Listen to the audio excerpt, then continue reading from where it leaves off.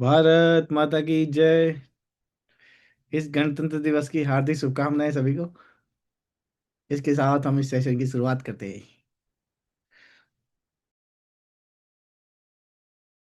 Back with one another video of this ESE pre-series.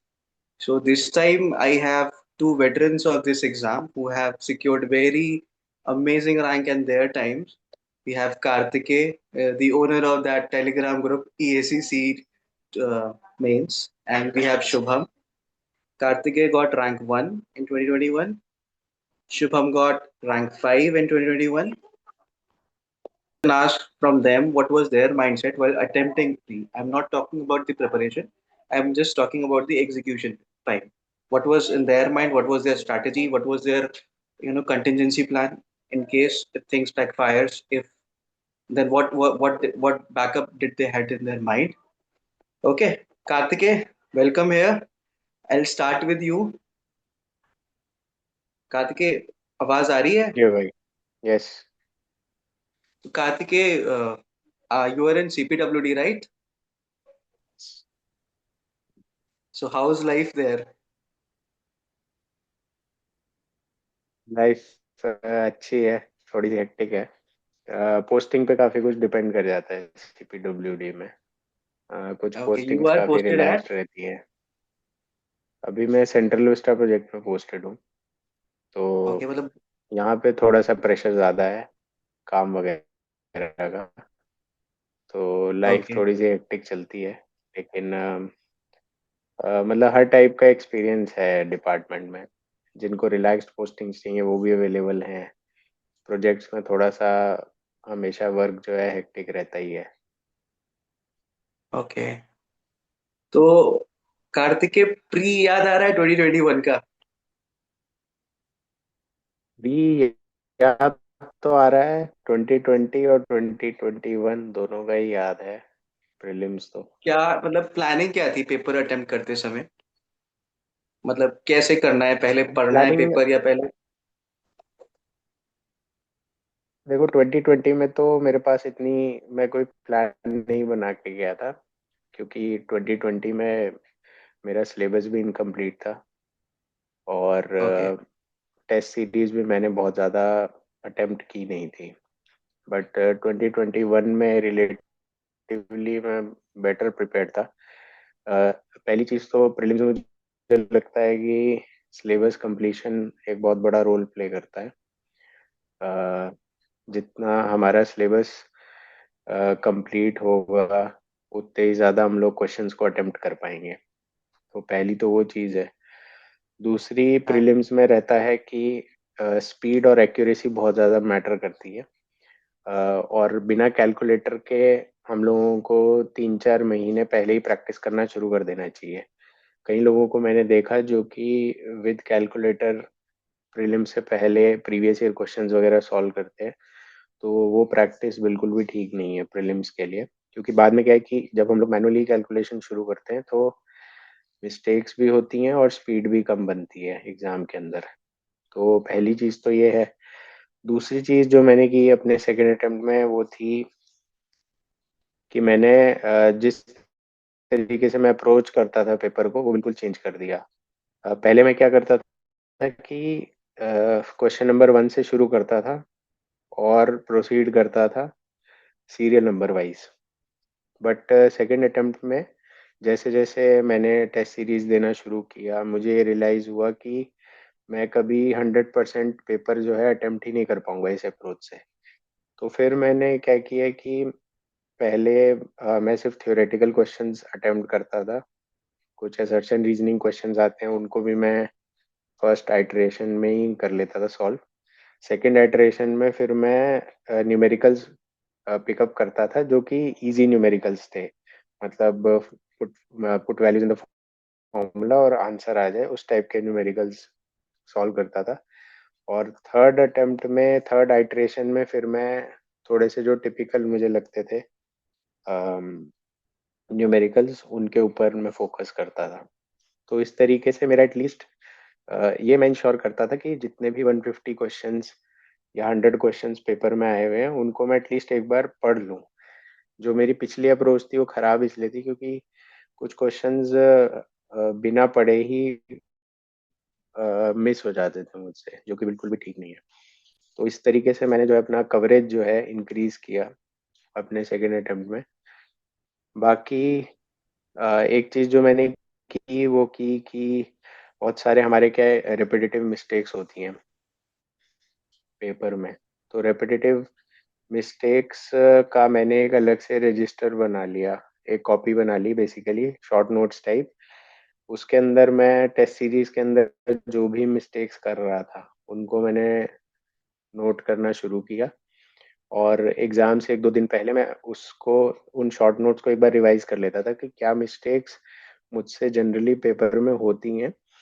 और वही same steps जब मैं पेपर में करता था तो मैं थोड़ा विद कॉशन चलता था कि यहाँ पे मिस्टेक्स होने के मेरे चांसेस ज़्यादा हैं, तो मैं उस हिसाब से अप्रोच करता था इस उन क्वेश्चंस को।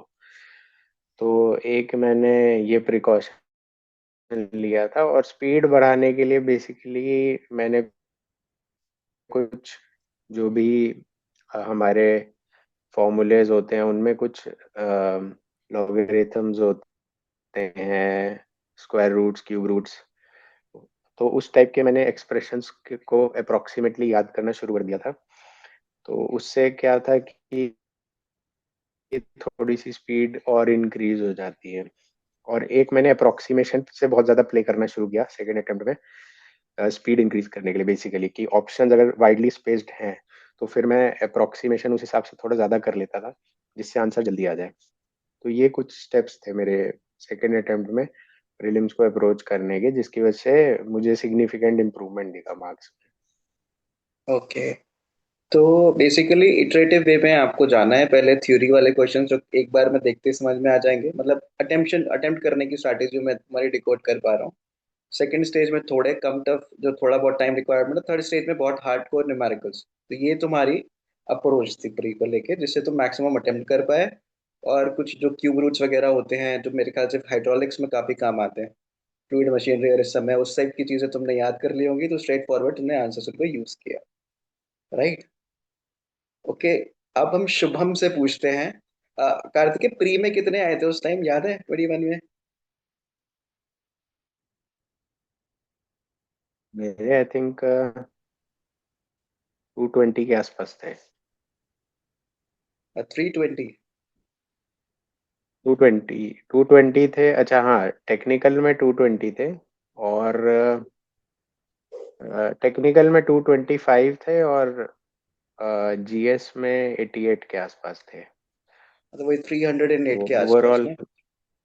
हाँ हाँ, ओवरऑल 310 के हाँ। शुभम, आप अपनी अप्रोच बताइए।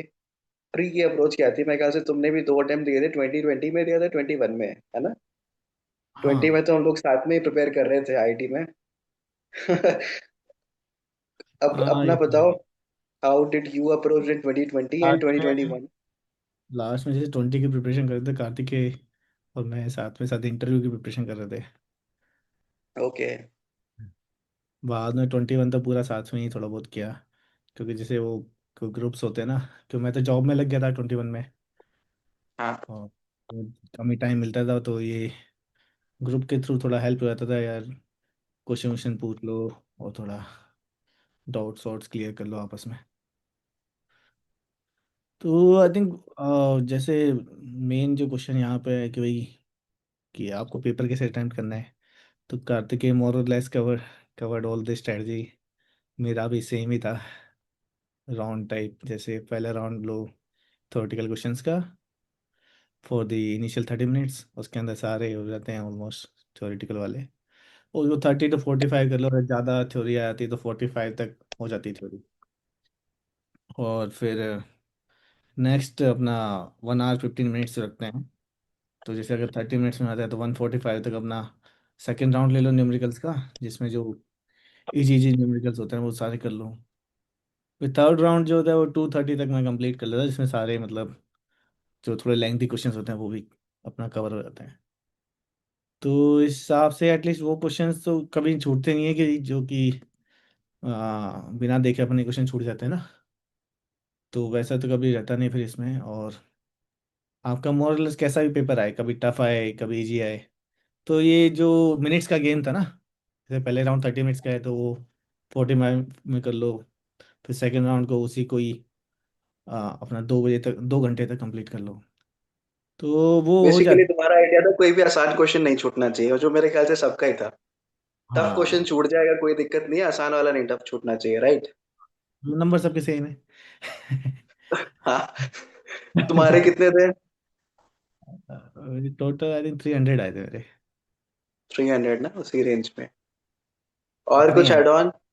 Any other thing you did for prelims during exam? बाकी अच्छा, तो यार, एक और था, कुछ कंटिजेंसी स्ट्रैटेजी थी। मान लो एक बार जनरली क्वेश्चन आता है सबके दिमाग में कि व्हाट इफ मुझे नहीं आता है पेपर, पेपर बहुत टफ आ गया, फिर मैं क्या करूंगा?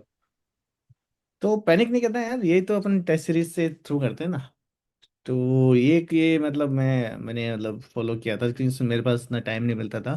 सेकंड जब मैंने अटेम्प्ट किया था, तो मैंने टेस्ट सीरीज खूब थी, मतलब दोनों जो अपनी मेजर कोचिंग से हैं, मेडीजी एंड आइस मास्टर, तो दोनों के सारे टेस्ट दिए थे मैंने, तो उससे कि अब मेरे से ज़्यादा कम किसी को ही आएगा, जो प्रिपरेशन नहीं कर रहा उससे कम किसी को ही आएगा। तो वो टेस्ट सीरीज के थ्रू सारा जो डर है वो सब निकल जाता है। तो थोड़ा आई थिंक मैं एस्पिरेंट को कहना चाहूँगा कि भाई अपनी प्रिपरेशन में हॉनेस्ट रहें, जाने अपने आप को कहाँ आप लैग कर रहे हो, and try to work on that through the test series. Okay. और कार्तिकेय, तुम्हारा मान लो नहीं आ रहा है, पेपर नहीं आया, तो ऐसा कुछ आता था ना, बैक ऑफ द माइंड सबके आता है, फिर कैसे अटेम्प्ट करेंगे उसको?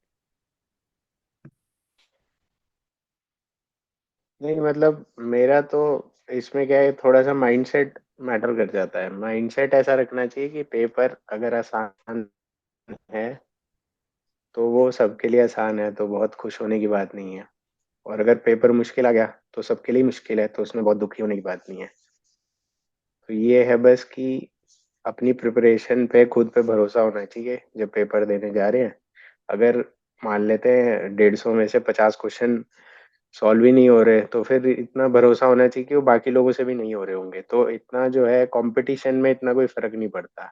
हमें तो रिलेटिव दिख रहा है ना, अपने आप को दूसरों के कंपैरिजन में। हमें तो एब्सोल्यूट से तो मतलब नहीं है कि कितने हम लोग एब्सोल्युटली मतलब परसेंटेज ऑफ मार्क्स ला पा रहे हैं। तो उसमें क्या माइंडसेट थोड़ा मैटर करता है, यही माइंडसेट के साथ चलेंगे तो फिर। ओके, बेसिकली मतलब मेरे से नहीं हो रहा तो किसी से नहीं हो रहा, जितना हो रहा है बस उतना कर दो, ये है सॉर्ट ऑफ।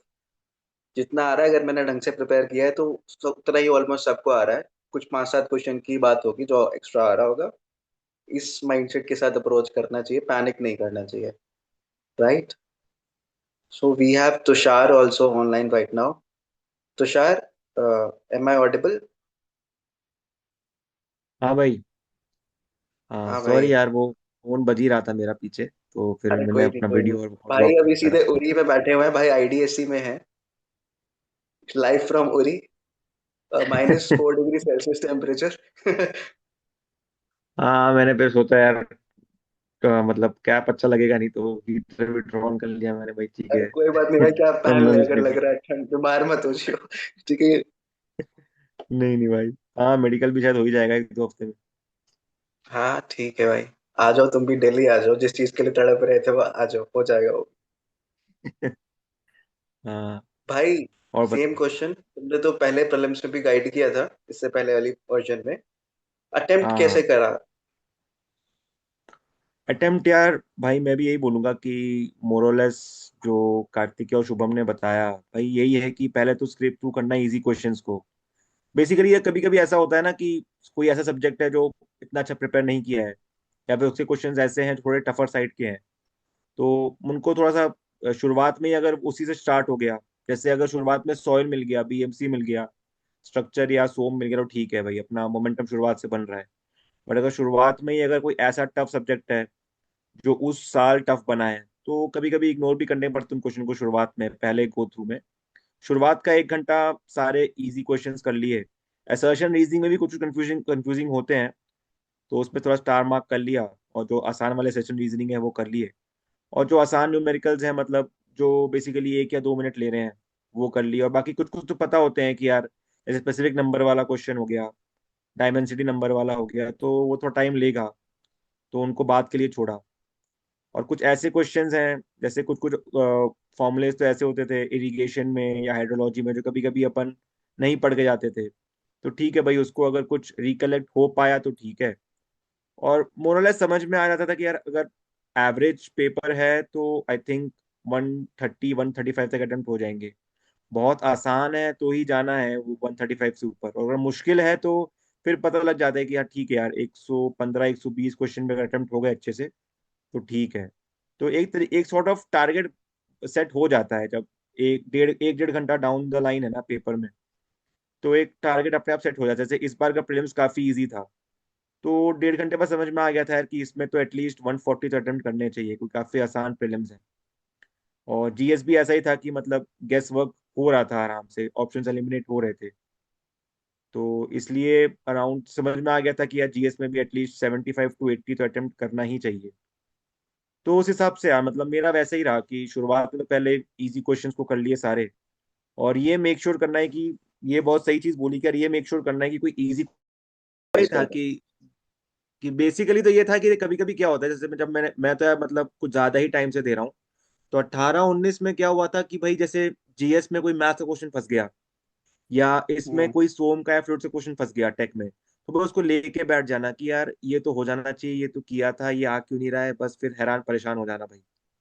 तो वो चीज नहीं करनी है। अगर कुछ रिकलेक्ट नहीं हो पा रहा है तो नेचुरल है यार, क्या पता बाद में हो जाए, तो आगे बढ़ो अपना, क्योंकि उसके वजह से क्या होता है ना, जो इजी क्वेश्चंस हैं या फिर जीएस में कुछ ऐसे क्वेश्चन जिसमें हम आराम से मतलब थोड़ा कैलकुलेट गेस मार सकते थे, वो क्वेश्चंस छूट जाते हैं।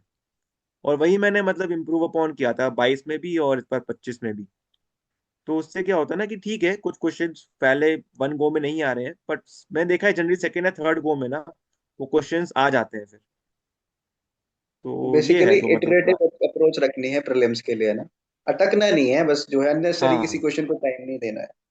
अच्छा, किसी ने पेपर स्कैनिंग हाँ करी थी? वही। जैसे जनरली लोग पलट के देखते हैं, 5 मिनट पहले पलट लिया पेपर कैसा है, ऐसा कुछ किया था तुम दोनों ने?